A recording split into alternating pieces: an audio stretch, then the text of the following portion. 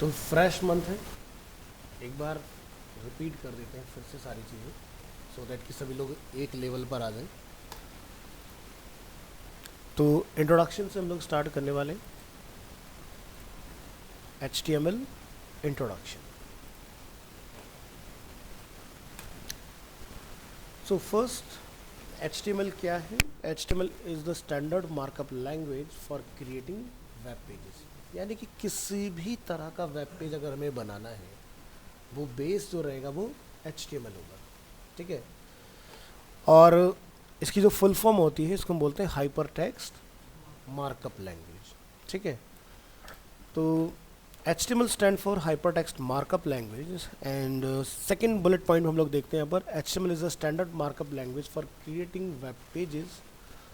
HTML describe the structure of a web page like header, footer, आपका informative जो section होता है हमारा।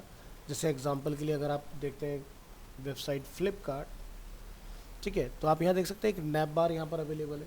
तो सीधी सी बात है कि अगर कोई भी वेबसाइट आप विजिट करना चाह रहे हैं तो आपको डोमेन नेम का पता होना ज़रूरी है। डोमेन नेम अगर हमें पता है तो उसके बाद वेबसाइट को चलाने के लिए हमें कुछ लिंक्स की रिक्वायरमेंट होती है। लेट्स से अगर मुझे इलेक्ट्रॉनिक्स कैटेगरी में जाके कुछ परचेज करना है लाइक वायर, हेडफोन, तो यहाँ पर लिंक्स अवेलेबल है, तभी तो आप जाएंगे उस कैटेगरी में। या फिर आपके पास दूसरा तरीका होगा कि आप टाइप करके सर्च करेंगे। ठीक है। तो इन्होंने क्या किया हुआ है कि मेजर लिंक्स आपको यहाँ पर दिया हुआ है कि भाई अगर कोई पर्सन कुछ परचेजिंग करना चाह रहे हैं तो लिंकिंग दिया हुआ है, लॉग इन साइनअप, भाई अकाउंट बनाएंगे तभी आप कोई चीज़ बाय कर पाएंगे। तो ये क्या हुआ, हमारा स्ट्रक्चर हुआ कि भाई सबसे टॉप में क्या होता है, नैप बार, है ना, जिसको हम बोलते हैं नेविगेशन। उसके बाद फिर हमारा इंफॉर्मेटिव सेक्शन होता है जिसमें आपके ऑफरिंग्स क्या हैं, कैटेगरीज क्या हैं, और जो एंड होता है पेज का उसको हम बोलते हैं फुटर, है ना। तो वेब पेज के अंदर जो तीन मेजर सेक्शन होते हैं, हेडर जिसके अंदर नैप बार होता है अपना, फिर हमारा क्या होता है मेन एरिया जिसके अंदर हमारी इन्फॉर्मेशंस होती हैं, और फिर हमारा होता है फुटर जहाँ पर हमारे सोशल मीडिया के लिंक्स हो सकते हैं, आपके डिफरेंट इन्फॉर्मेशन हो सकती हैं। अब जैसे कि एक ये ई कॉमर्स वेबसाइट है, तो ये लोग होम, सर्विस, अबाउट, पोर्टफोलियो ऐसा कुछ नहीं बनाएंगे, ये लिंक्स डिफाइन करेंगे कैटेगरी बेस्ड। तो उन्होंने जो काम के लिंक है वो सब कहाँ डिफाइन किए, नीचे लाके। हो सकता है भाई किसी को कांटेक्ट करने की रिक्वायरमेंट हो फ्लिपकार्ट से, तो नीचे कांटेक्ट अस दिया हुआ है। कोई फ्लिपकार्ट के बारे में जानना चाहता है तो अबाउट यहाँ पर दिया हुआ है। कोई फ्लिपकार्ट में जॉब के लिए अप्लाई करना चाहता है तो करियर का ऑप्शन यहाँ दिया हुआ है। फ्लिपकार्ट की स्टोरीज यहाँ पर अवेलेबल है। प्रेस में इसके लिए क्या क्या लिखा गया है वो सब आपको यहाँ पर मिलेगा। कॉर्पोरेट इन्फॉर्मेशन इसकी आप जानना चाहते हैं वो आपको मिलेगा। अब जैसे आप यहाँ देखेंगे फ्लिपकार्ट के साथ एसोसिएटेड चीज़ें क्या क्या हैं, जैसे कि मिंत्रा, क्लियर ट्रिप, शॉपसी, ये सब क्या है, फ्लिपकार्ट के ही पार्ट है ना। हेल्प में आप जाओगे, पेमेंट से रिलेटेड, शिपिंग से related, cancellation and return, refunds, जो भी चीज़ें वो सब आपको यहाँ पर मिल जाएंगे इसके अंदर। तो ये तब यूज़ में आएगा जब कोई यूज़र किसी तरह का प्रॉब्लम फेस करेगा। अदरवाइज एक यूज़र सिंपली लॉगिन करता है, प्रोडक्ट परचेज करता है, निकल जाता है वहाँ से, है ना। सो HTML क्या काम कर रहा है, describe the structure of a web page. तो स्ट्रक्चर को हम लोग और लेमन लैंग्वेज में समझे कि भाई अभी तो हमें वेबसाइट के बारे में ज़्यादा पता है नहीं, तो हो सकता है फ्लिपकार्ट का एग्जांपल हमें समझ में ना आए। तो स्ट्रक्चर को ऐसा समझिए कि भाई जैसे हम लोग इस फ्लोर पर अवेलेबल है यहाँ पर, तो जैसे इधर अकाउंट रूम है, यहाँ पर अपनी लैब है, इसके आगे सुमेंद्र सर का लैब है, उसके आगे अकाउंट रूम है ना। तो ये क्या एक स्ट्रक्चर है। अब इस स्ट्रक्चर का जो ब्यूटिफिकेशन है कि भाई इसका लुक एंड फील क्या है, तो उसको हम लोग बोलते हैं CSS।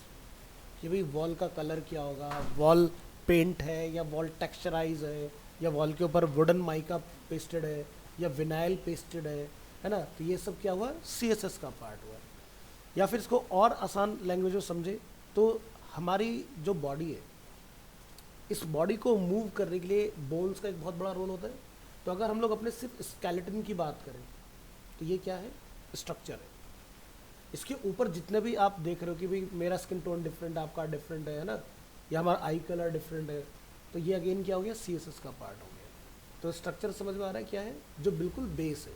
ये अगर फूड एग्जाम्पल से समझे तो आप सब लोग पिज़्ज़ाज वगैरह खाने जाते हो, तो बेस के ऊपर टॉपिंग्स होती हैं। तो जो बेस होगा, ठीक है, तो बेस किसी का थिन क्रस्ट हो सकता है, किसी का चीज़ बर्स्ट हो सकता है ना। लेकिन उसके ऊपर टॉपिंग्स मेरी चॉइस है, मुझे क्या लेना है उसके अंदर। हो सकता है किसी को मशरूम पसंद ना हो, किसी को हो, एग्जाम्पल, तो उसकी चॉइस है। तो अगेन जो स्टाइलिंग वाला पार्ट है वो क्या है, CSS है। तो स्ट्रक्चर इसको हम लोग बोलते हैं। यानी कि अगर एक घर डिज़ाइन हो रहा है और अगर उसमें सिर्फ ब्रिक्स मुझे दिखाई दे रही है, इट मीन्स कि वो हुआ HTML। उसके ऊपर प्लास्टर हो गया, सीमेंट से जो हम लोग कर देते हैं, दैट इज़ अ CSS। उसके ऊपर पेंट हो गया, CSS का और एडिशनल लेवल हम लोग देख रहे हैं। अब घर को एक लाइट की ज़रूरत है, दैट इज़ अ जावास्क्रिप्ट। समझ आ रहा है? तो इस तरह से आप HTML को समझ सकते हो। तो HTML के अंदर लुक एंड फील नहीं होता है बिल्कुल भी। HTML प्लेन आउटपुट आपको देगा, उसको स्टाइल आपको लेटर ऑन जब सीख जाओगे धीरे धीरे तब आपको समझ में आएगा कैसे उसको कलर ऑफर किया जाता है, कैसे उसको साइजेस ऑफर किए जाते हैं चीज़ों को, वो वाला part. HTML consist of a series of elements. तो जैसे कि एक घर को बनाने के लिए बेसिक नीड है, ब्रिक्स हमें रिक्वायर्ड है, हमें सैंड की रिक्वायरमेंट होती है ना, रेत वालू, जो अलग अलग लैंग्वेज हम लोग बोलते हैं, और उस बॉन्ड को बनाने के लिए हमें सीमेंट की रिक्वायरमेंट होती है ना। उसी तरह से HTML के अंदर अगर आप कुछ बनाना चाह रहे हो तो आपको अलग अलग चीज़ों की रिक्वायरमेंट आती है, जिसको हम लोग बोलते हैं एलिमेंट्स। ठीक है, जैसे हमारी बॉडी जो होती है 5 मेजर एलिमेंट्स से मिलकर बनी हुई है, उसी तरह से HTML के अंदर नंबर ऑफ टैग्स दिए हुए हैं। ठीक है, जिसकी हेल्प से आप ऐड करते जाओगे और एक स्ट्रक्चर बिल्ड होते जाएगा, है ना। सो HTML एलिमेंट्स जो होते हैं वो ब्राउज़र को बताते हैं, HTML elements tell the browser how to display the content. अब जैसे आप यहाँ देखेंगे लिखा हुआ है HTML इंट्रोडक्शन, इसका साइज़ काफ़ी लार्ज है, तो ये जो है वो H1 टैग में लिखा गया है, यानी कि हेडिंग टाइप 1, ये क्या हुआ, एक एलिमेंट हुआ जो ब्राउज़र को इंस्ट्रक्शन देता है कि इसको सबसे बड़े साइज़ में लिखो। फिर ये क्या है, इससे थोड़ा सा स्मॉलर साइज़ में, ये है H2, और ये इससे भी छोटे में लिखा हुआ है, ये है आपका H3। तो ये टैग्स जो होते हैं जिनको हम लोग एलिमेंट्स बोलते हैं, ये ब्राउज़र को इंस्ट्रक्शन देते हैं कि कौन सा मैटर किस तरह से रेंडर होगा। तो ये अभी थ्योरी पार्ट देखिए, फिर आप प्रैक्टिकली सब समझ जाएंगे स्टेप बाय स्टेप किसके लिए क्या यूज़ किया जाता है। HTML elements label pieces of content such as this is a header or this is a paragraph etc। तो जैसे कि आप यहाँ देखेंगे हेडिंग को हम लोगों ने यहाँ पर स्टार्ट किया एलिमेंट को, और इसके अंदर हम लोगों ने अपना एक इन्फॉर्मेशन स्टोर किया है, और हेडिंग को हमने यहाँ पर क्या किया, क्लोज। ठीक है, this is a opening tag, this is a closing tag. तो कोई भी टैग जो होगा वो पेयर में आएगा। ठीक है, यानी कि उसका बिगनिंग होगा और एंड होगा। तो इस तरह के जो टैग्स होते हैं वो हमारे HTML में 95% टैग्स दिए हुए हैं। बाकी ये 5% टैग जो आते हैं वो ओपन टैग होते हैं, यानी कि जिसको बोलते हैं नॉन कंटेनिंग टैग, समझेंगे लेटर ऑन। तो एक सिंपल HTML डॉक्यूमेंट का स्ट्रक्चर क्या होता है, तो सबसे पहले हमें डिफाइन करना होता है एक्सक्लेमेशन डॉक टाइप HTML। ये फर्स्ट लाइन जब ब्राउज़र में रन होती है तो ये ब्राउज़र को इंस्ट्रक्शन देता है कि नीचे जितना भी मेंशन है कंटेंट ये HTML5 में रेंडर होगा। अभी के लिए अगर हम इसको ना भी लिखें तो भी कोई फ़र्क नहीं पड़ेगा, बट अगर आप अपने पेज को लाइव लेके जाते हैं, यानी कि आपने एक वेब पेज बनाया और आप उस चाहते हैं कि अब ये लाइव दुनिया को दिखाई दे, तो उस वक्त इसका होना बहुत ज़रूरी है। क्योंकि अभी तो हम लोग अपने कंप्यूटर में चला रहे हैं तो इसका होना ना होना हमें कोई फ़र्क नहीं पड़ेगा, but at the time of live आपका ये मैंडेटरी है, नहीं होगा तो दिक्कतें आएंगी। इसके बाद हम लोग मेजर अपना डिफाइन करते हैं HTML लैंग्वेज का टैग, और ये HTML लैंग्वेज 2 मेजर पार्ट में डिवाइड होती है, हेड और बॉडी। हेड हमारा इंफॉर्मेटिव पार्ट होता है जो कि SEO के पॉइंट से या फिर पेज का जो टाइटल वगैरह आप देखते हैं ऊपर, जैसे यहाँ लिखा है online shopping site for mobiles electronics, तो वो हेड के अंदर एक टैग आता है टाइटल, वहाँ पर लिखा जाता है। तो जो भी आप यहाँ लिखेंगे वो ब्राउज़र के टैब पर दिखता है ऊपर। ठीक है, और जो बॉडी पार्ट होता है, जैसे कि आप लोग लिखते हैं flipkart.com, और लिखने के बाद जो भी आप एक्सपीरियंस कर रहे हैं यहाँ पर, this is a body section, जो कि एड्रेस बार के यहाँ से शुरू होता है और इस पूरी विंडो के अंदर टास्क बार तक विजिबल रहता है। तो चलिए इस पेज का हम लोग आउटपुट अगर यहाँ देखें तो आप देख सकते हैं हमने यहाँ पर क्या लिखा था, H1 टैग। क्या लिखा हमने इसमें, माई फर्स्ट हेडिंग, और ये देखिए माई फर्स्ट हेडिंग का साइज़ डिफरेंट है, और दूसरा हमने लिखा P स्टैंड फॉर पैराग्राफ। तो पैराग्राफ का साइज़ कंपैरेटिवली हेडिंग अगर आप देखेंगे तो स्मॉलर साइज़ में आपको दिखाई देगा। और हमने अपने पेज का जो टाइटल यहाँ रखा है वो क्या है, अ सिंपल HTML डॉक्यूमेंट, और आप यहाँ देख सकते हैं ऊपर यही लिखा हुआ है जो टाइटल टैग में हमने कंटेन किया है। तो टाइटल एक इम्पॉर्टेंट रोल प्ले करता है SEO पॉइंट से, जिसको हम बोलते हैं सर्च इंजन ऑप्टिमाइजेशन, यानी कि गूगल में जो भी आप सर्च करते हो वो आपको टाइटल की हेल्प से ही दिखाई देता है, इतना सब कुछ है ना। दूसरा, इसकी एक लिमिट होती है कि 60 कैरेक्टर से बियॉन्ड नहीं जाना है, मैक्सिमम 65, इससे ज़्यादा आपने नहीं लिखना है। क्योंकि अगर आपके टाइटल में नोटिस करेंगे यहाँ पर फ्लिपकार्ट का जो टाइटल लिखा है ग्रॉसरी के बाद में कॉमा ट्रिपल डॉट दिखाई दे रहा है, तो यानी कि आपने 65 की जो लिमिट है उसको ब्रीच कर दिया। तो ये तो फ्लिपकार्ट है, बहुत फेमस है आज की डेट में। अगर हम लोग बात करते हैं ऑनलाइन कुछ सर्च करना है तो हम लोग क्या बोलते हैं, उस पर चले जाओ गूगल पर। ऑनलाइन कुछ परचेज करना है तो फ्लिपकार्ट या अमेजोन पर चले जाओ। तो इनकी माउथ पब्लिसिटी पॉपुलैरिटी इतनी ज़्यादा है कि बच्चों को पता है। बट आपकी वेबसाइट अगर नई बन रही तो उसके बारे में तो टाइम लगेगा ना, क्योंकि फ्लिपकार्ट मार्केट 2008 से चल रहा है और उससे पहले से। बट आप जो प्रोजेक्ट बनाओगे वो इमिडिएटली इतना फेमस नहीं हो जाएगा कि बनते ही लोग उसको जानते हैं। या तो भाई एक ऐसा पर्सन है जैसे क्रिस्टियानो रोनाल्डो की, भाई उसको दुनिया जानती है, एक उसकी वेबसाइट बनी और एक ही दिन में वायरल हो गया, दुनिया को पता चल गया, है ना। तो या तो उस तरह की अपनी पर्सनैलिटी है। तो इसलिए हमें ध्यान रखना है कि अगर आप कोई गुड्स या सर्विस प्रोवाइडर हो, गुड्स मैन्युफैक्चरर हो, तो आप अपने टाइटल को इतना ऑप्टिमाइज़ करके लिखो कि अगर कोई पर्सन ढूंढने जाए तो आप इजीली अवेलेबल हो जाए। अगर वेबसाइट बनाने के बाद हम लोग सर्च में नहीं आ रहे, इट मीन्स कि हमारे डिज़ाइनिंग में फॉल्ट है, ठीक है, या फिर हमने SEO के पॉइंट ऑफ व्यू से वेबसाइट को डिज़ाइन नहीं किया गया। तो ये स्टेप बाय स्टेप आप समझेंगे चीज़ें। तो चलिए ज़रा इस स्ट्रक्चर को समझते हैं कि डॉक टाइप HTML का क्या काम है। The doctype HTML declaration defines that this document is an HTML5 document. यानी कि HTML5 अगर आप इस्तेमाल कर रहे हैं तो आपको ये लाइन लगाना मैंडेटरी होगा, ये आपको लगाना है। और ब्राउज़र इसको समझ जाएगा फर्स्ट लाइन को रीड करने के बाद कि नीचे जितना भी मैटर है वो 5 में रेंडर होगा, ठीक है। नेक्स्ट आता है HTML एलिमेंट, इसकी बात करेंगे। The HTML element is the root element of an HTML page, क्योंकि अगर आप HTML में कोडिंग कर रहे हैं तो आपको HTML के बारे में बताना भी होगा। हर्ष,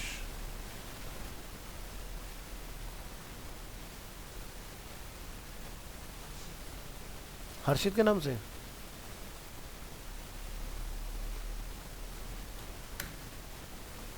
हर्षित काफ़ी लेट नहीं हो गया ज्वाइन करने में? हेलो सर, नमस्ते सर। नमस्कार। सर वो एक्चुअली थोड़ा वो लेट हो गया था, वो एक्चुअली मैं गया हुआ था, तो भी आना होगा तो आप पूरा हो जाना टाइम लेट हो गया, जिससे लेट हो गया। कोई बात नहीं, लेट होते हैं तो ग्रुप में मैसेज डाल दो कब तक आप ज्वाइन करेंगे, है ना। ओके सर, हाँ। Okay sir. नेक्स्ट सेक्शन और वेरी इंपॉर्टेंट सेक्शन है head element. Head element contains Meta information about the HTML page. तो अभी 1 से 2 क्लासेस में आप हेड के अंदर सिर्फ और सिर्फ देखने वाले हैं टाइटल टैग, ठीक है। लेटर ऑन आप देखेंगे कि CSS किस तरह से हेड में यूज़ होता है, या फिर अगर आप कोई भी वेबसाइट चलाते हैं तो ऊपर आप देखते हैं लोगो भी आता है उसका, जैसे फ्लिपकार्ट का लोगो दिखाई दे रहा है साथ में टाइटल के आगे, देखेंगे हम। या अगर हम लोग ड्राइव चला रहे तो ड्राइव का आइकन है यहाँ पर, या अगर हम लोग गूगल मीट चला रहे थे कैमरा फॉर्म में आइकन बना हुआ है। तो ये चीज़ें किस तरह से कॉल होती है ये भी हेड में ही लिखी जाती है, ठीक है। तो टाइटल का काम क्या है? Element, title element specifies a title for the HTML page which is shown in the browsers title bar और इन द पेजेस टैब।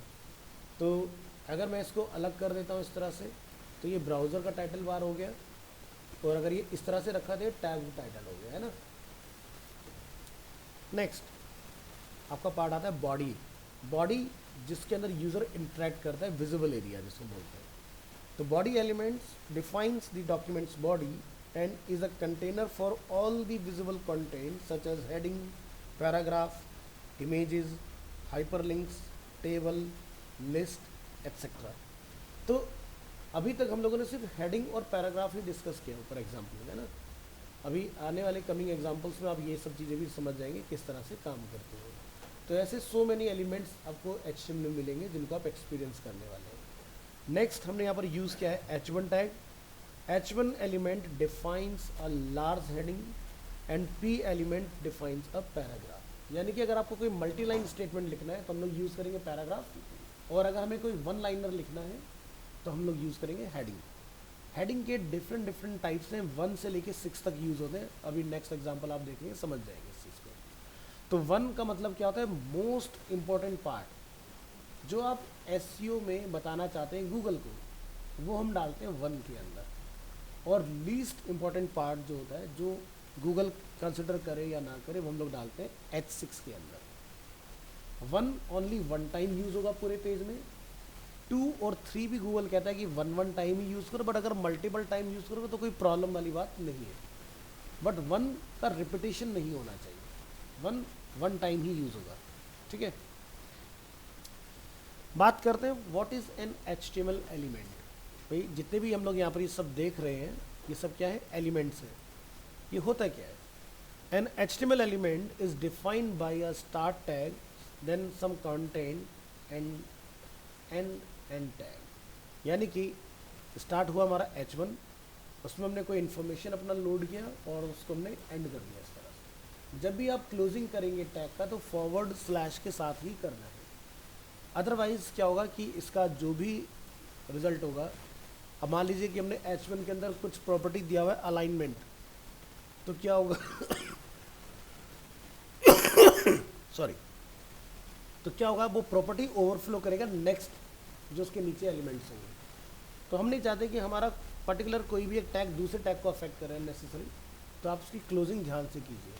ठीक है, इसी तरह से पैराग्राफ टैग आप यहाँ देखेंगे स्टार्ट होता है और क्लोज हो जाता है। तो टैग नेम कोई भी हो, देन उसके इन बिटवीन होता है कंटेंट, और टैग नेम जो भी आपका रहेगा, चाहे पैराग्राफ हो, हेडिंग हो, वो आपका क्लोज हो जाता है। The HTML element is everything from the start tag to end tag, जैसे कि H1 close, paragraph end paragraph close हो जाता है। नोट करेंगे यहाँ पर एक चीज़, some HTML elements have no content like the BR element. BR आप देखेंगे स्टार्ट हुआ, बट इसके पास ना तो कोई कंटेंट होता है, ना ही इसका कोई एंड टैग दिया हुआ है। These elements are called empty elements. Empty elements do not have an end tag. इनका कोई भी एंडिंग टैग नहीं है, आपने सिर्फ वन टाइम लिखना है, इसका रिजल्ट आपको डिस्प्ले हो जाएगा। तो इस तरह के जो टैग्स हैं वो आप मान के चलिए 5% आपको मिलेंगे। नेक्स्ट हम लोग बात करते हैं ब्राउज़र्स। ब्राउज़र्स का काम क्या होता है, जिसके अंदर हम लोग कंटेंट को ब्राउज़ करते हैं, एक्सपीरियंस करते हैं। तो ब्राउज़र जैसे कि आपका होता है क्रोम, है ना, सबसे ज़्यादा हम लोग मेजॉरिटी में क्रोम का इस्तेमाल करते हैं। या फिर जैसे बीच में एक ब्राउज़र काफ़ी फेमस हुआ, ब्रेव ब्राउज़र, जिसमें हम लोग एड फ्री यूट्यूब वगैरह एक्सपीरियंस कर पाते थे, है ना। या फिर आपका जो सबसे ओल्डर ब्राउज़र की बात की जाए तो वो है नेटस्केप नेविगेटर, ठीक है, जिसको हम लोग आज की डेट में मोजिला फायरफॉक्स के नाम से जानते हैं। या फिर माइक्रोसॉफ्ट का डिफ़ॉल्ट ब्राउज़र जो कि होता था इंटरनेट एक्सप्लोरर, बट मॉडर्न में आप उसको एज के नाम से जानते हैं। इसी तरह से एप्पल यूज़र के लिए होता है सफारी, और एक और होता है हमारा ओपेरा। तो इस तरह के 5 मेजर वेब ब्राउज़र्स हमारे पास होते हैं। The purpose of a web browser, Chrome, Edge, Firefox and Safari, is to read HTML documents and display them correctly. अगर आपने किसी वेबसाइट को विजिट करना है तो विदाउट ब्राउज़र आप उसको एक्सपीरियंस नहीं कर पाओगे। फॉर एग्जांपल, जैसे कि मान लो आपको कोई मूवी देखना है और आपके कंप्यूटर में वो अवेलेबल है, डाउनलोडेड है, उसको चलाने के लिए मुझे क्या चाहिए, प्लेयर। उसी तरह से HTML के डेटा को रन करने के लिए, रेंडर करने के लिए आपको ब्राउज़र की रिक्वायरमेंट होती है। क्लियर है? So the browser does not display the HTML tag but use them to determine how to display the document. कहने का मतलब, अगर आप ऊपर यहाँ देखें इस पेज को ध्यान से, तो इसमें कुछ मैटर लिखा हुआ है, बट ये मैटर आपको आउटपुट के फॉर्म में मिलेगा, लेकिन ये लिखा हुआ नहीं मिलेगा आपको। देखिए यहाँ पर, क्या मुझे इसका कोई आउटपुट दिखाई दे रहा है, रिजल्ट मिल रहा है, लेकिन किस टैग से बना, क्या बना, वो नहीं पता चलेगा। वो सभी टैग्स यहाँ पर लिखे हुए, है ना। तो टैग कभी भी रेंडर नहीं होते। टैग को ब्राउज़र क्या करता है, इंटरप्रेटेट करता है, यानी कि उसको अंडरस्टैंड करता है कि आप उस टैग के थ्रू क्या कहना चाह रहे हैं, और ब्राउज़र उसको प्रोसेस करके रिजल्ट दे देते हैं आपको। ठीक है,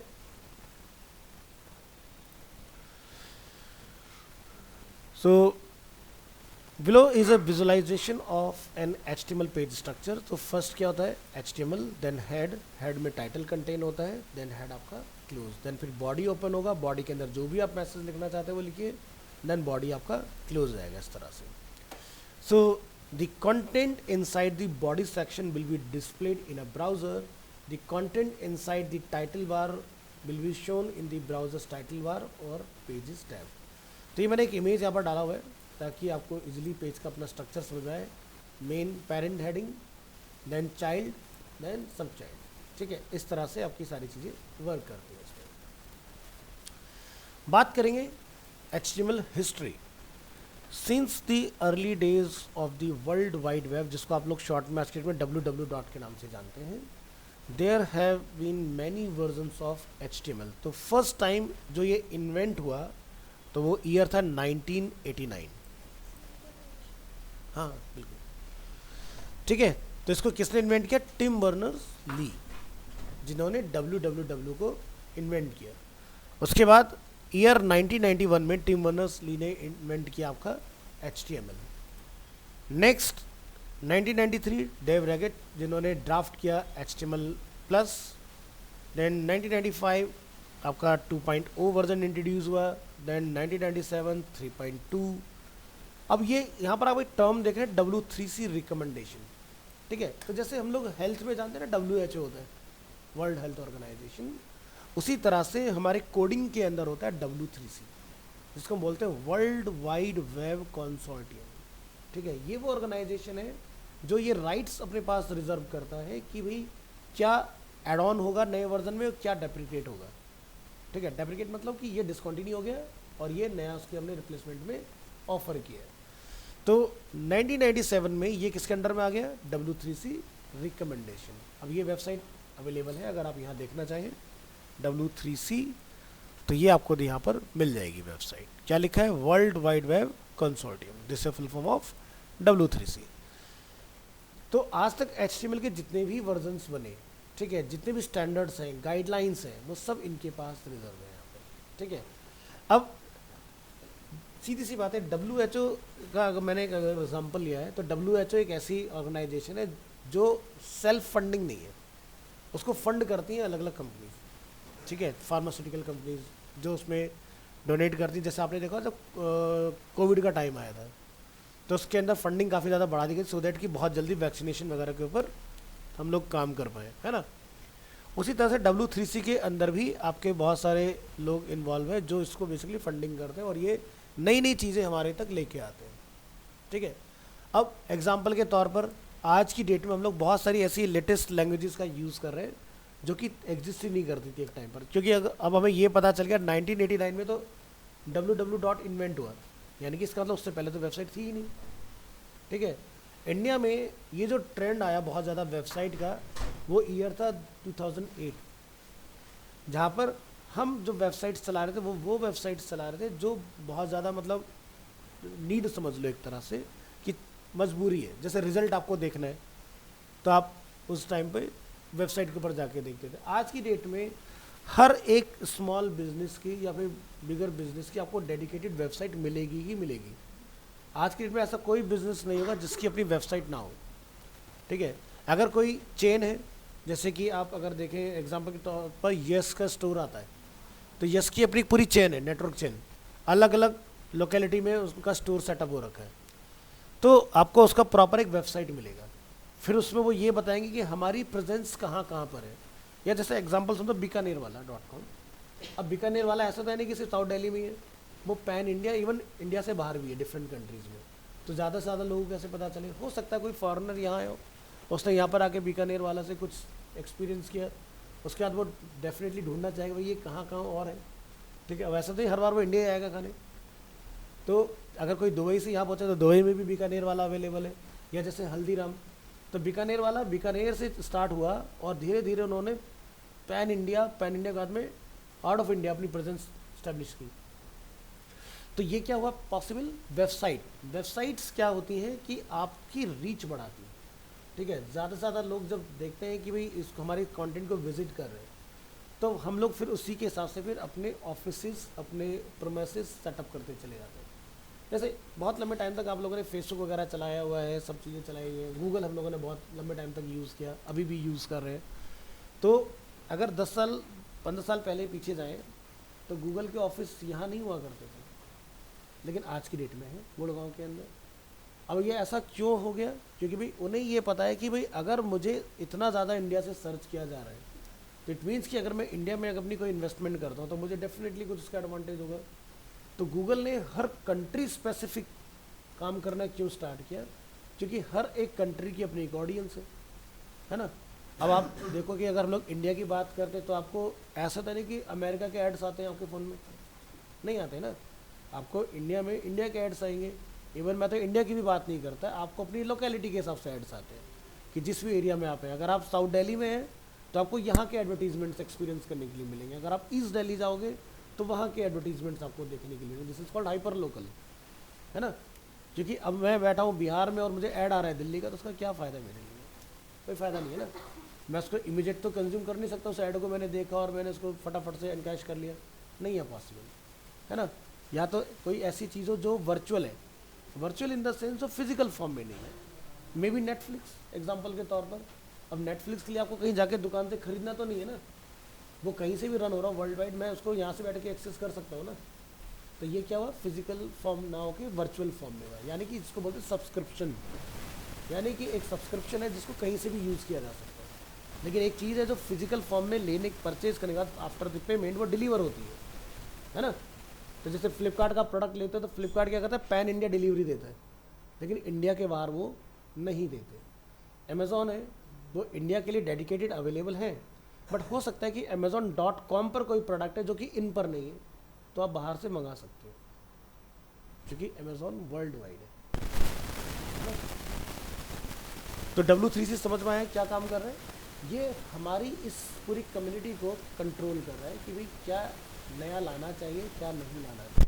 तो HTML5 को लाने के पीछे जो सबसे बड़ा रोल जिन्होंने प्ले किया था वो थे IBM, HCL, ठीक है, डेल, एप्पल, इस तरह के लोग थे जिन्होंने फंडिंग किया और इन्होंने HTML5 को इंट्रोड्यूस कराया, ठीक है। तो कहीं ना कहीं से कुछ तो चाहिए तभी कोई नई चीज़ बनती है ना।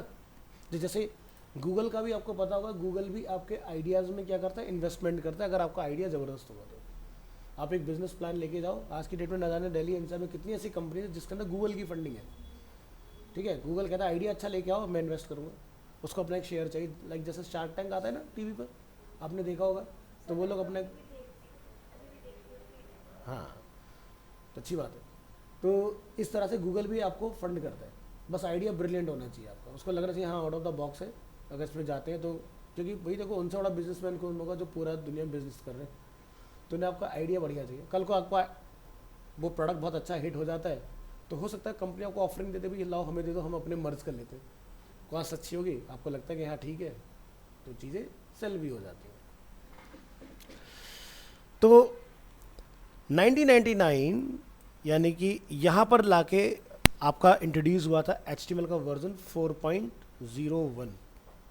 और जब ये वर्जन इंट्रोड्यूस हुआ तो यहाँ से बहुत सारी प्रॉब्लम्स स्टार्ट हुई। प्रॉब्लम्स क्या हुआ? यहाँ से स्टार्ट की 1999 में आके बहुत सारे लोग जो थे इंटरनेट को लेके, वेबसाइट्स को लेके बहुत ज़्यादा अवेयर हो चुके थे, जो खासकर इस फील्ड में थे, ठीक है। लेकिन ये वो दौर है जब हमारे यहाँ इंडिया में कंप्यूटर्स बहुत कम हुआ करते थे, या फिर इसके जानकार भी बहुत कम लोग थे, ठीक है। मतलब मान के चलो कि एक अगर सिटी है जिसके अंदर 4-5 लोग रह रहे हैं तो उसके अंदर शायद मेरे ख्याल से 500 लोग होंगे जो कंप्यूटर के बारे में जानते हो, ठीक है। तो वो भी सिर्फ और सिर्फ ऐसा मान के चलो कि सबसे ज़्यादा दैट टाइम 2000 में यूज़ जो कंप्यूटर हुआ था वो दिल्ली में था। दिल्ली के बाहर तो कहीं था ही नहीं। अगर आप अपने पेरेंट्स से पूछोगे तो वो आपको साफ बताएंगे 2000 तक अगर वो बैंक में जाके पैसा जमा करते थे वो कंप्यूटर पे नहीं होता था, वो आपका एक रजिस्टर में लिखा जाता था कि एक एक्स पर्सन ने इतना अमाउंट जमा किया। अब चैलेंजेस क्या थे कि मान लो कि कल को आपके जो वहाँ पर रिकॉर्ड्स रखे हुए वहाँ पर कुछ हादसा हो जाए, आग लग जाए, तो क्या होगा? डेटा गया, है ना। अब तुमने ज़िंदगी भर में जितना पैसा कमाया वो एक रजिस्टर पे लिखा हुआ है, वो कोई लेके भाग गया चोर वहाँ से, तो बैंक को क्या पता कि तुमने कितना पैसा जमा किया, कब किया। तो उसकी एक दो चीज़ें दी जाती थी, रिसीविंग, एक पासबुक मिलती थी ना भाई तुम्हारे रिकॉर्ड के लिए तुम्हारे पास है कि तुमने कब उसके अंदर डिपॉजिट किया, कब तुमने विड्रॉल किया। एक रिकॉर्ड मेरे पास बैकअप के तौर पर और एक बैंक वालों के पास रहता था। बट बाद में क्या हुआ, धीरे धीरे वक्त बदला, 2005 से डिजिटलाइजेशन स्टार्ट हुआ, धीरे धीरे करके अलग अलग डिपार्टमेंट में कंप्यूटर को ऐड करना स्टार्ट कर दिया गया। अभी भी बहुत सारे गवर्नमेंट सेक्टर्स ऐसे जहाँ पर कंप्यूटर आज भी इस्तेमाल नहीं हो रहा है, ठीक है। और उस डिपार्टमेंट का अगर आप नाम सुनोगे तो आप सोचो कि डेवलपमेंट डिपार्टमेंट जो है ना गवर्नमेंट का, उसी में कंप्यूटर की सबसे ज़्यादा कमी है अभी भी। सबसे ज़्यादा अवेयरनेस की कमी वहाँ पर है कि वो कंप्यूटर के बारे में अभी भी उनके लोग नहीं जानते, ठीक है। तो अभी भी देखा जाए पूरी दुनिया में तो हमारा जो कंप्यूटर का जो स्तर है, जो नॉलेज का, वो इंडिया अभी तक 10% पर नहीं है। हम इतना नीचे हैं अभी भी, इतना टेक आने के बाद भी, जहाँ पर एआई वगैरह सब इंट्रोड्यूस हो चुके हैं। तो पास्ट 24 ईयर्स में अगर देखा जाए तो कंप्यूटर में रेवोल्यूशनरी चेंजेस आए हैं। चीज़ें बहुत तेज़ी से बदलती चली गई क्योंकि कंजप्शन बढ़ा, ठीक है। तो 1999 जब ये इंट्रोड्यूस हुआ वर्जन, तो हमारे पास अलग अलग ब्राउज़र्स थे और हर एक वेब ब्राउज़र के अंदर डिफरेंट चैलेंजेस थे। चैलेंजेस कि भाई आपका कोई एक पर्टिकुलर एलिमेंट ऐसा हो सकता है मे बी जो इंटरनेट एक्सप्लोरर में बहुत बढ़िया से फंक्शन कर रहे हैं बट सफारी में काम नहीं कर रहे। तो इस चीज़ को ओवरकम करने के लिए यहाँ पर 2000 में W3C ने एक नया अपडेट निकाला, XHTML 1.0। इसको हम बोलते थे extensible hyper text markup language. यानी कि यहाँ पर जब इसको इंट्रोड्यूस कर दिया गया तो हमारी जो प्रॉब्लम थी वो 80 to 90% सॉल्व हो गई। यानी कि एक ऐसा स्टैंडर्ड बन गया कि जिसके टैग सभी में चलना स्टार्ट हो गए थे, बट 100% ये भी नहीं था। बट अब यहाँ पर हमारी प्रॉब्लम काफ़ी हद तक खत्म हो गई जाके। फिर आता है आपका ईयर 2008, जहाँ पर HTML5 का फर्स्ट पब्लिक ड्राफ्ट आता है लोगों की नॉलेज में कि भाई ये बीटा फेज हमने निकाला है, डिज़ाइनर डेवलपर कम्युनिटीज़ को ट्राई करे, टेस्ट करे और कुछ प्रॉब्लम्स है तो उसको रिपोर्ट करे भाई क्या प्रॉब्लम्स है। भाई देखो सीधी सी बात है, आप एक कार मैन्युफैक्चरर हो फॉर एग्जांपल, आप कार चला के देखते हो, दौड़ा के देखते हो, सब कुछ ठीक है, बट एक जो आपका एंड यूज़र होगा, हो सकता है कि उसका जो गाड़ी चलाने का सबसे ज़्यादा काम हो वो प्लेन में ना हो के वो ऑफ रोडिंग ही हो। वहाँ पर उसके अंदर अजीब सी आवाज़ें आने लग जाएं गाड़ी के अंदर, फिर आप उसको लेके जाते हो भाई इसमें तो ये इस तरह की आवाज़ें आ रही हैं, फिर वो उसको ढूंढेंगे, पता लगे भाई ये प्रॉब्लम है, तो उसका फिर देखेंगे भाई अगली बार जब आप कोई भी कार रेडी करें तो उसका इन पॉइंट्स को ज़रूर से चेक कर लें, है ना। तो वैसे ही होता है कि जब भी कोई चीज़ नई बनती है ना तो बनाने वाला सारी चीज़ें कभी नहीं चेक कर सकता। इसको हम बोलते हैं रिसर्च एंड डेवलपमेंट। यानी कि आपने चीज़ें बनाई, आगे दे दिया लोगों को टेस्टिंग फेज में, जिसको बोलते हैं बीटा। बीटा मतलब स्टेबल नहीं होता कभी भी, वो हमेशा ट्रायल एंड टेस्टिंग के लिए होता है। आप चलाइए, एक्सपीरियंस कीजिए, अगर आपको कोई प्रॉब्लम फेस हो रहा है तो उसको नए वर्जन में फिक्स कर दिया जाता है, ठीक है। तो यहाँ से आया 2008 पब्लिक ड्राफ्ट। इतनी ज़्यादा प्रॉब्लम थी कि मतलब कि जो हमारे नॉर्मल वेब ब्राउज़र उनको तो भूल ही जाओ, मतलब HTML5 का कोई भी टैग ढंग से चलता ही नहीं था कि एक ब्राउज़र में चला दूसरे में नहीं चला, और सारे ब्राउज़र जो थे वो आपस में कॉम्पिटिटर बने हुए थे कि हम इसको अलाउ करेंगे, इसको नहीं करेंगे। अब जो एंड यूज़र होता है वो ऐसा था कि भाई सब अपने हिसाब से, अपनी कन्वीनियंस के हिसाब से ब्राउज़र्स को यूज़ करते थे। जैसे आज की डेट में पता है कि क्रोम जो है वो सबसे फास्टेस्ट वेब ब्राउज़र है। आप सभी लोग क्रोम ही चलाते होंगे, आई हो, है ना। फायरफॉक्स कितने लोग चलाते हो? नहीं चला। फायरफॉक्स ब्राउज़र कोई चलाता है आप में से? नहीं चलाते हैं। एज कितने लोग चलाते हो? कभी कभार, है ना, तुक्के में कभी खुल गया तो ठीक है, नहीं तो बाय डिफ़ॉल्ट सब में एज ही होता है, लेकिन हमें चूज़ करना पड़ता है क्रोम को। देखो सीधी सी बात है कि आज की डेट में कोई भी पर्सन होगा उसका जीमेल पर अकाउंट ज़रूर होगा, और हमें ये पता है गूगल साफ कहता है, उसने एक ऐसा स्टैंडर्ड सेट कर दिया कि अगर आपको मेरी सर्विसेज बहुत फास्ट तरीके से इस्तेमाल करनी है तो आपको क्रोम पर आना ही पड़ेगा। बाकी में चलेगा, मना नहीं करेगा, बट वो उतना स्मूथ एक्सपीरियंस आपको नहीं मिलेगा। तो इसलिए बंदा की बाय डिफ़ॉल्ट प्रेफरेंस क्या बन जाती है? क्रोम, ठीक है। तो गूगल ने इस तरह से चीज़ों को सेट किया। तो हमारे टाइम में क्या होता था, पहले सबसे ज़्यादा जो ब्राउज़र यूज़ होता था वो होता था ओपेरा। ओपेरा का काम क्या था कि नेट की स्पीड को वो कंज्यूम करता था बहुत अच्छे से और फास्ट चलता था। बाकी ब्राउज़र बढ़िया से यूज़ नहीं कर पाते थे, यूटिलाइज़ नहीं कर पाते थे इंटरनेट को। और देखा जाए तो 2012 तक नेट बहुत ज़्यादा इंडिया में एडवांस नहीं था, ठीक है। 2012-13 में जाके तो 3G इंट्रोड्यूस हुआ। ठीक है। और 3G नेट भी आप ऐसा मान के चलो कि बहुत कोई अच्छा खास एक्सपीरियंस, मतलब कि बहुत तगड़ी स्पीड अगर आ रही तो 800 kbps आपकी स्पीड होती थी, ठीक है। आज की डेट में अगर आप अपने कंप्यूटर से लैपटॉप से डेटा पेन ड्राइव में डालते हो ना, उससे ज़्यादा स्पीड से तो नेट से फाइलें डाउनलोड हो जाती हैं। यही है रियलिटी, क्योंकि पेन ड्राइव में 10 MPS की स्पीड से डेटा जाता है, 14, 15, 16, 20 की स्पीड पर तो डेटा डाउनलोड हो रहा होता है नेट से। यानी कि एक मूवी तुम किसी को पेन ड्राइव में ट्रांसफ़र करके दो और एक डाउनलोड कर दो, टाइम उतना ही लगेगा, उससे कम लगेगा, ठीक है। तो ये हो गया इंटरनेट की स्पीड। सो 2008 जब ये इंट्रोड्यूस किया गया तो दैट टाइम एक ब्राउज़र आता था मैक्सथॉन वेब ब्राउज़र करके, जो HTML5 को पूरा सपोर्ट करता था। प्रॉब्लम कि भाई मुझे पता है, तुम्हें तो नहीं पता। जैसे आज तुम लोगों ने पहली बार मुझसे नाम सुना, तो जिसको पता ही नहीं होगा तो वो कैसे चलाएगा उसको, ठीक है। बट 5 की टेस्टिंग बहुत अच्छे से उसके ऊपर हो गई कि भाई चीज़ें बड़ी अमेजिंग है, ब्राउज़रों में सपोर्ट आने में टाइम लगेगा। तो 8 के बाद आप सीधा देख रहे हैं 4 साल, 2012 इन्होंने इसके एक लिविंग स्टैंडर्ड सेट किए, सभी ब्राउज़र्स कम्युनिटीज़ को बुलाया और बोला कि भाई आप सभी ने एक जैसे सबको एक्सेस देने, ये नहीं कि इसमें ये चलेगा उसमें वो नहीं चलेगा, है ना। और 14 में W3C ने क्या बोला कि 2014 के बाद से जो भी वेबसाइट बनेगी वो HTML5 में ही बनेगी, यानी कि HTML4 में जो भी लोग वेबसाइट बना रहे हैं अब से वो प्रैक्टिस आगे कंटिन्यू नहीं होगी। तो 14 के बाद से अब जितनी वेबसाइट्स बनी है वो आपकी 5 में बन रही है। अब मैं ये नहीं कह सकता कि 100% 5 में बनी, क्योंकि भाई सीधी सी बात है, आपकी एक हैबिट है, उसको जाने में टाइम लगता है। भाई एग्जाम्पल के तौर पर आप इंस्टाग्राम पर रील सबसे ज़्यादा देखते हो, ठीक है।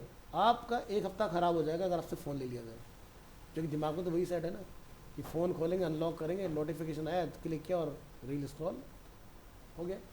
तो ये हैबिट जो है उसको जाने में लोगों को बहुत टाइम लगा। अल्टीमेटम 2012 में आ चुका था, लेकिन रिकमेंडेशन आ गया था 2014 में।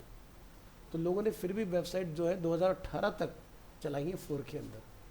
लेकिन जो बड़े ब्रांड थे, ठीक है, जैसे एप्पल हो गया अपना, है ना, जिसके मल्टी प्रोडक्ट्स आते हैं, या IBM हो गया, या HCL हो गया, डेल हो गया, लेनोवो हो गया, ये सभी ब्रांड स्विच कर चुके थे कम्प्लीटली 5 में। फ़ायदा क्योंकि HTML5 में जो वेबसाइट्स बनती थी, एक तो लाइट वेट होती थी, दूसरा उसका SEO करना बहुत आसान था।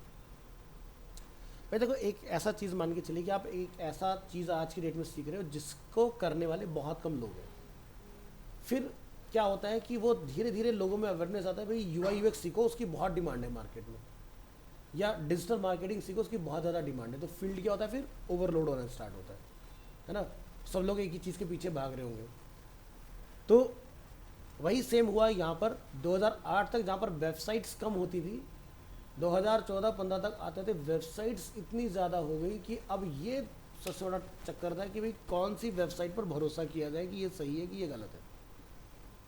आज की डेट में अगर आप जाके सर्च करोगे इंटरनेट के ऊपर कि एक मुझे ऑनलाइन फ़ोन बाय करना है, तो वहाँ पर फ्लिपकार्ट भी होगा, अमेज़ॉन भी होगा, रिलायंस भी होगा, क्रोमा भी होगा, विजय सेल्स भी होगा, सरगम इलेक्ट्रॉनिक्स भी होगा, सब होंगे। किसके साथ जाना पसंद करोगे? यानी कि जिसकी पॉपुलैरिटी आपके सामने सबसे ज़्यादा है, जिसका रिफंड कैंसिलेशन रेट सबसे बढ़िया है, आप उसी पर ट्रस्ट करोगे ना। अभी फ़ोन सभी लोग बेच रहे हैं आज के डेट में, अगर देखा जाए आईफोन ब्लिंकिट भी बेच रहे हैं, क्या खरीदोगे वहाँ से? अगर क्विकली चाहिए तो ले लोगे, बट क्या उसके बाद वो कोई सपोर्ट देता है? कुछ भी नहीं देता। लोग कहेगा इस सर्विस सेंटर चले जाओ, बट अगर वहाँ से मंगाओगे तो ओपन बॉक्स डिलीवरी मिलेगा फ्लिपकार्ट से, 2 दिन हो सकता है लेट आए, लेकिन मेरी सेटिस्फेक्शन होगी ना, बंदा खुद खोलेगा, खुद चला के दिखाएगा, सही चला है तो मैं एक्सेप्ट करूँगा, नहीं तो नहीं करूँगा। और एक हफ्ते से पहले अगर कोई प्रॉब्लम आ गई तो मैं उनको ही पकड़ूंगा, एक हफ्ते के बाद आती तो मैं सर्विस सेंटर जाऊँगा। लेकिन ब्लिंकिट वाले ऐसा नहीं करते। लेकिन लोगों को पता है भी नया आ रहा है सील पैक एकदम, तो कोई दिक्कत वाली बात है, तो लोगों ने ऐसा नहीं खरीदा भी है, क्योंकि भाई ब्लिंकिट जो है वो 10 मिनट में चीज़ें देता है, थोड़े से पैसे एक्स्ट्रा लेता है, लेकिन आपका काम बढ़िया कर देता है। भाई आपने आइडिया है, भाई पैसे बढ़े, फ़ोन लेना है ले लो। अमेज़ॉन फ्लिपकार्ट पे जाओगे तो आपको थोड़ा टाइम लगेगा उस चीज़ को लेने में। लेकिन बात आती है अल्टीमेटली ट्रस्ट की, कि कहाँ पर सुनवाई बहुत अच्छे से हो सकती है अगर कुछ इफ़ एंड बट हो गया तो वो अमेज़ॉन और फ्लिपकार्ट ही है, ठीक है। तो इस बार की जो सेल हुई तो उसमें क्रोमा, जेप्टो, ब्लिंकिट, सभी प्लेटफॉर्म ने सेल किया, सभी के पास लिस्टिंग भी दबा के सब ने इसको यूज़ किया। तो 14 के बाद हमें कुछ और अपडेट्स मिले, 16 जैसे कि यहाँ पर आपका HTML का 5.1 एक अपडेट आता है, फिर आपका 17 जिसमें आपका 5.1 सेकेंड एडिशन, और 17 में ही आपका एक और अपडेट आता है 5.2। तो अभी जो करंटली हम लोग यूज़ कर रहे हैं वो है HTML 5.2, जिसके अंदर सारे बग्स जो है वो शॉर्ट कर दिए गए हैं। लेकिन इतना लंबा टाइम स्पैन इसका हो चुका है, ठीक है, मोटा मोटा देखा जाए तो 16 साल हो चुके हैं HTML 5 को आए हुए। ये प्रोजेक्ट अभी भी स्टिल अंडर एक्सपेरिमेंटल है, इसके अंदर बहुत सारी अपॉर्चुनिटीज़ है जब तक HTML का थर्ड वर्जन नहीं आ सकता है, ठीक है। तो अभी इस पर काम चल रहा है। तो मैं आपको जैसे लाइव अगर इसका टेस्ट कराना चाहूँ,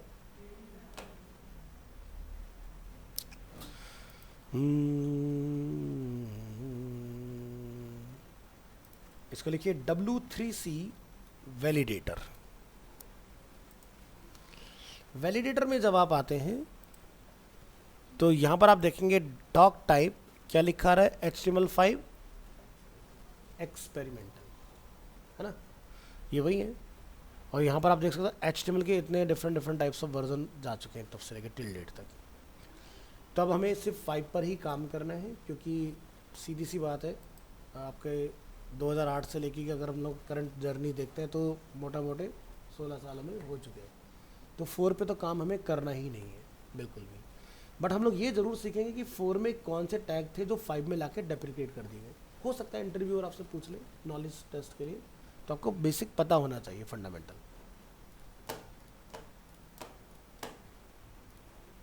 तो थ्योरेटिकल पार्ट क्लियर है, यहाँ तक का इतना introduction of HTML। Next topic पर आते हैं, एडिटर्स। एडिटर्स यानी कि नोटपैड की कोडिंग हमें करना किसके ऊपर है, ठीक है। A simple text editor is all you need to learn HTML।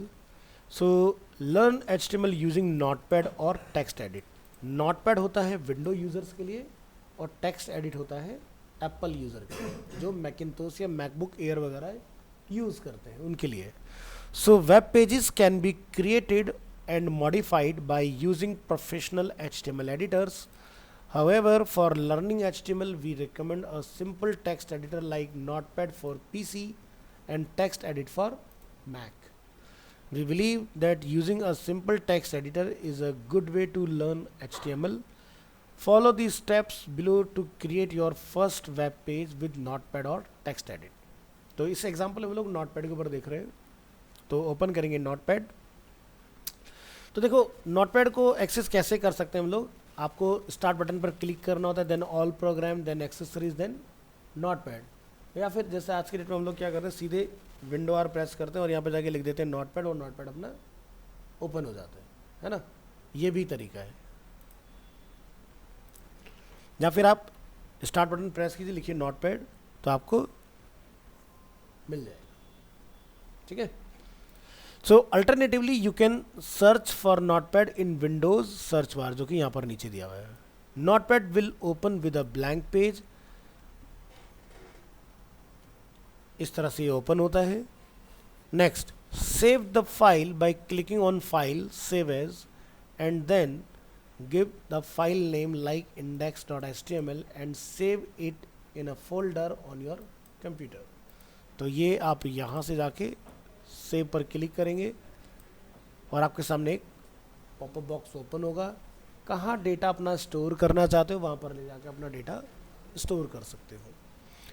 तो फाइल का नेम जब भी हम लोग डिफाइन करेंगे तो हमें मेक श्योर करना है कि उसमें फाइल का नेम और .html अवेलेबल हो, क्योंकि notepad is a text editor. तो बाय डिफ़ॉल्ट इसका जो एक्सटेंशन होता है वो होता है .txt, ठीक है। और हमें बनानी है एक वेब ब्राउज़र फाइल, तो उसके लिए आपको यहाँ पर फाइल का नेम .html लिखना होगा, ठीक है। So make sure to save the file with a .html extension. Now you have created your first web page with Notepad.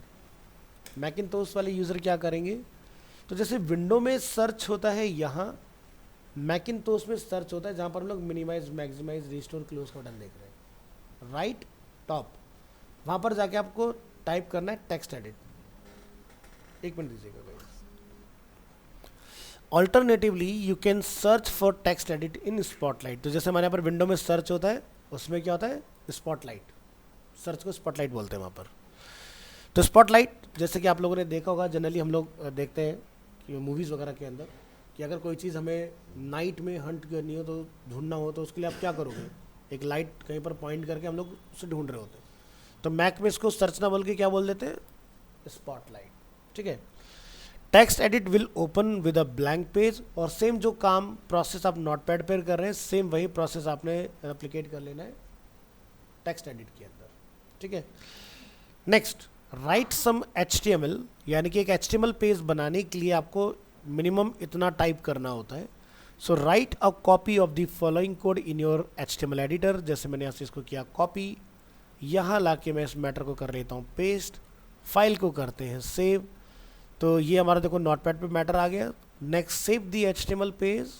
तो हम लोग फाइल मेन्यू में जाएंगे, सेव एज में जाएंगे, और यहाँ पर आपने नोटिस करना है एनकोडिंग विच इज़ UTF-8।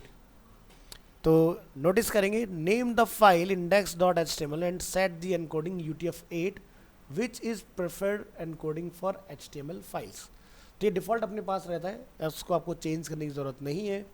आप यहाँ जाइए, अपनी फाइल का जो भी आप नेम रखना चाहें, index.html या HTM, दोनों ही एक्सेप्टेबल हैं, दोनों ही चलते हैं, कोई दिक्कत नहीं है। ठीक है। तो टिप आप यहाँ देख सकते हैं, यू कैन यूज इधर .htm और HTML as a file extension, there is no difference, it is up to you. Next, जैसे ही आप इस फाइल को सेव करेंगे, आप अपने फोल्डर में आएंगे और यहाँ से आप सर्च करेंगे इंडेक्स फाइल, और वेब ब्राउज़र में ओपन करेंगे तो ये देखिए आपकी file my first heading, my first paragraph यहाँ पर अवेलेबल हो गया हमारा।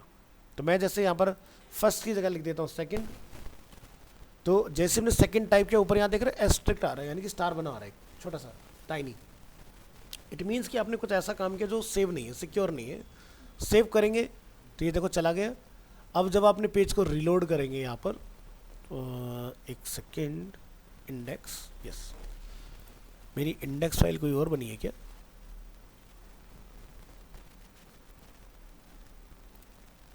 पहले चेक कीजिए हम किस फोल्डर में है, कहाँ पर डेटा सेव हुआ है हमारा, 4 आज की डेट में है।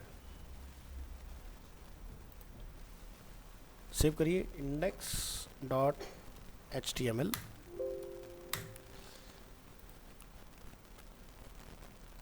अच्छा, ये फाइल गलत ओपन हो रखी है।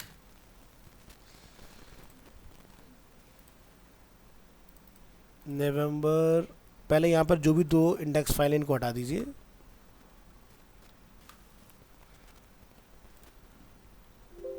अब बनाइए फिर से कभी फ्रेश फाइल। तो इसको हम लोग नेम रखेंगे फर्स्ट हेडिंग। ये देखिए इंडेक्स के नाम से फाइल हमें यहाँ मिलनी चाहिए, यानी कि डेटा हमारा गलत लोकेशन पर जा रहा है।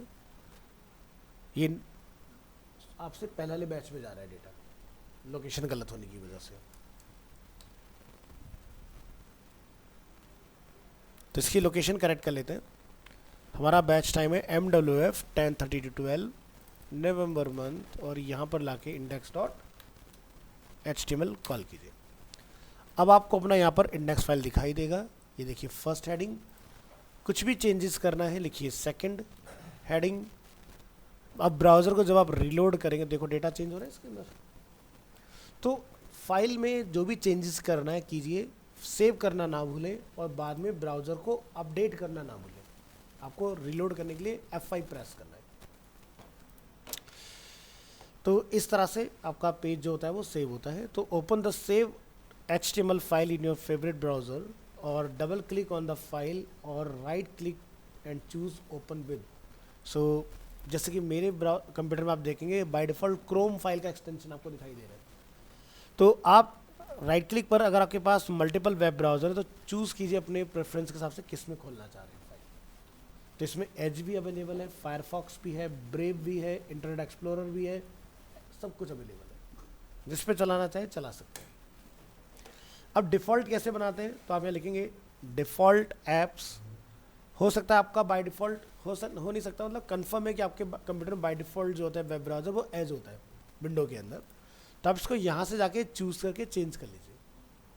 तो नेक्स्ट टाइम जब भी आपकी कोई फाइल नेट से डाउनलोड होगी या अगर आप कोई HTML की कोड करके फाइल सेव करते हो तो वो जो भी आपने यहाँ से लिस्ट में से चूज़ किया होगा उसी फाइल में ओपन होगा, ठीक है।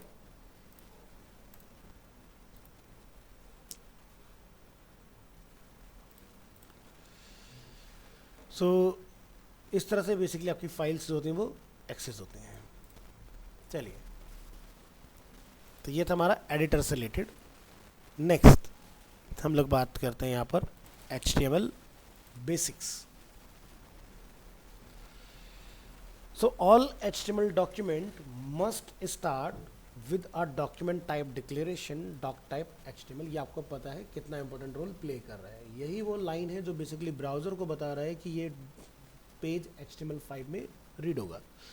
The HTML document itself begins with HTML and ends with HTML tag. The visible part of the HTML document is between body and body close. So doc type की बात कर लेते हैं। Doc type declaration represents a document type and helps browser to display web page correctly. It must only appear once at the top of the page before any HTML tag. सबसे top में रखना है और एक ही बार लिखना है। दूसरा, doc type जो इस तरह से लिखा हुआ है ये केस सेंसिटिव नहीं होता है। आप अपर केस में देख रहे हैं इसको, आप चाहें तो लोअर केस में भी लिख सकते हैं, एक्सेप्टेबल है, चलेगा। तो यहाँ पर कुछ मेरा टाइपो एरर है, इसको ज़रा करेक्ट कर लेंगे फाइल को। यहाँ से कोड को करते हैं ओपन और यहाँ पर अपनी लाइन को हम लोग करेंगे पेस्ट और यहाँ के हम लोग डिफाइन करेंगे doctype declaration heading HTML। तो देखो मैंने यहाँ पर चेंज किया, रीलोड करेंगे तो देखो यहाँ पर अपडेट हो जाएगा। अब ये HTML जो होता है ये हमारा ग्रेटर देन के अंदर आता है, तो इसको यहाँ लिखिएगा इस तरह से। तो ये प्रॉपर लाइन होती है डॉक टाइप HTML। इसी तरह से ये यहाँ पर भी सेम लिखना है आपने, तो यहाँ पर भी ये करेक्ट हो जाएगा। और एक और जगह हमें इसको लिखना होगा यहाँ पर जी, अभी ये सही तरीके से। नेक्स्ट आता है HTML headings. HTML heading are defined with the H1 to H6। Extra white space हमें यहाँ दिखाई दे रहा है, इसको हम लोग यहाँ से रिमूव करेंगे।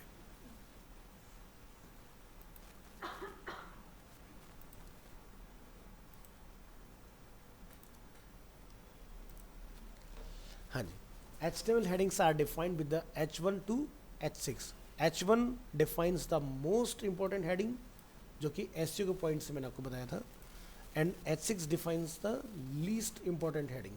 तो एग्जाम्पल आप यहाँ पर देखेंगे 1 सबसे लार्जर साइज होता है, 6 सबसे स्मॉलर साइज होगा। प्लस इसमें जो अलाइनमेंट आप देख रहे हैं इसके लिए हमने यहाँ पर एट्रीब्यूट यूज़ किया है अलाइन। डिफ़ॉल्ट होता है लेफ़्ट, जो कि हमने बाकी 3 पर नहीं मेंशन किया है, तो तीनों का अलाइनमेंट क्या रहा है, लेफ़्ट। अगर अलाइनमेंट चेंज करना है तो लिखेंगे अलाइन इक्वल टू, तो लेफ़्ट डिफ़ॉल्ट होता है, सेंटर और राइट का रिजल्ट आप यहाँ पर देखिए, है ना।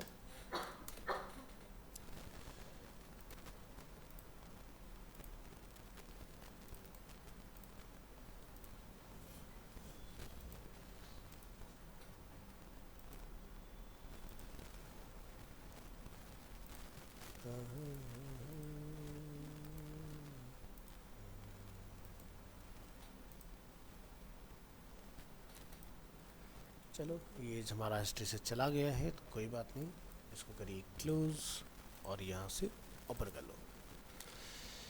हेडिंग के बाद हमारा आता है पैराग्राफ।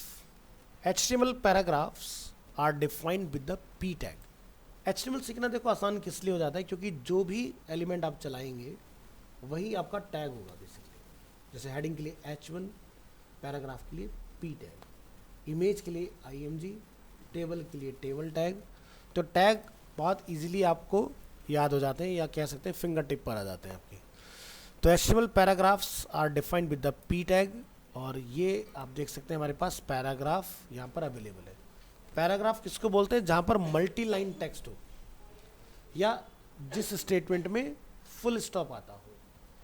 देखो कभी भी कोई हेडिंग अगर आप लिखोगे ना, तो हेडिंग में कभी फुल स्टॉप नहीं होता, ये देखा कभी नहीं होता ना।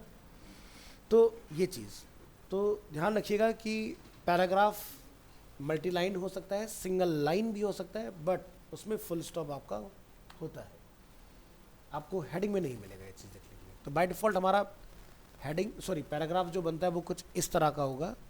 हमने यहाँ पर अलाइन का यूज़ किया, तो देखो ये सेंटर लाइन आपको दिखाई दे रहा है इस तरह से। ये आपका राइट हैंड साइड पर अलाइन है, और ये आपका बोथ एज पर अलाइन मिलेगा, लेफ्ट में भी और राइट में भी।